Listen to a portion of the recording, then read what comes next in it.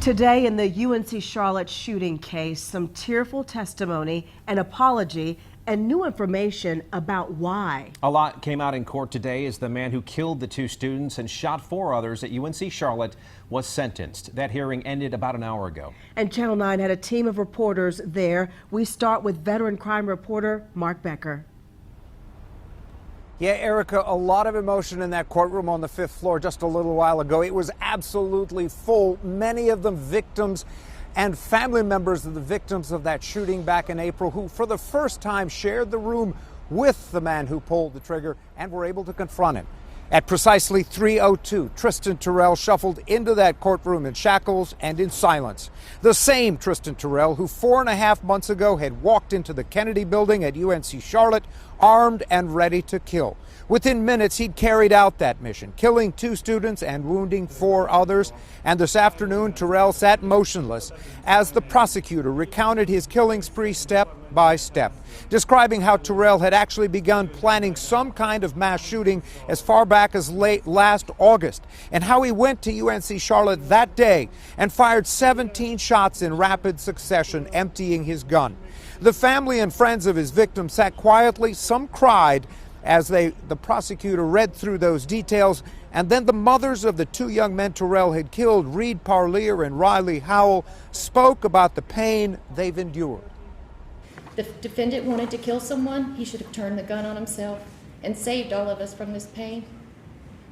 Our hearts ache for Reed, Riley, Drew, Rami, Emily, and Sean. Our hearts have nothing but hatred for the defendant.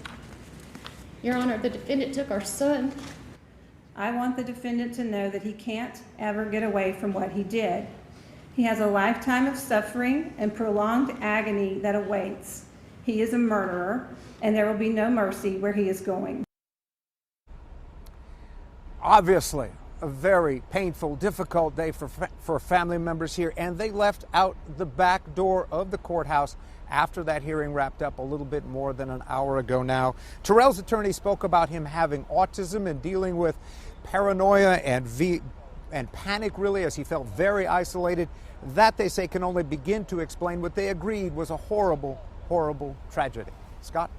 You could hear the anger in their voices, and of course anger that's completely understood, Mark. A tough day there in court, and one those families probably have been looking forward to for some time, to get their voices heard. I want to bring in now our Tina Terry with more reaction on what happened and was said in court today. Tina?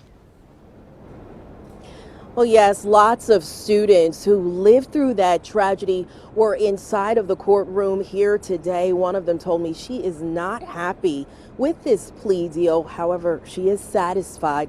Samantha Kuhn told me she was inside the Kennedy building on UNC Charlotte's campus when the shooter, Tristan Terrell, opened fire in April. She and other students rushed to hide during that shooting rampage as her fellow students were shot. She says she vividly remembers others, including herself, hiding, hoping that it would all end soon. And even she remembers loved ones calling her at the campus as it was on lockdown, trying to make sure that she was okay.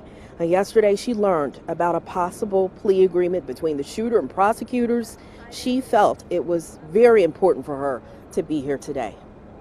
It was really traumatizing, but I thought it was my obligation to see it through to the end with him. I'm not pleased with it, but I understand, and I do believe it was fair.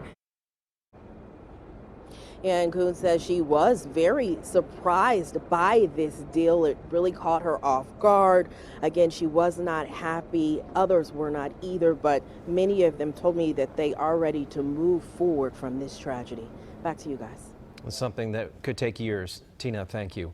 We've heard from the grieving mothers and fathers and hurting students. The last person we hear from tonight, the suspect who caused all this pain. I am so sorry to everybody in here. I really messed up. If I could go back in time and even to the very second before I went to that classroom, I would do that and back out of it. I'm so sorry. I made a mistake. That was an apology the mother of Reed Parlier said she would not accept. The UNC Charlotte chancellor sent out this statement saying the sentencing allows the community to continue healing and brings a definite end to the criminal proceedings. It goes on to say, we will never forget this tragic event and remain focused on honoring the victims and their families. Today's hearing only lasted about an hour, but there's still a lot of information and statements that we're still going through. We'll continue to bring you new information and reaction throughout the next 90 minutes right here on Channel 9.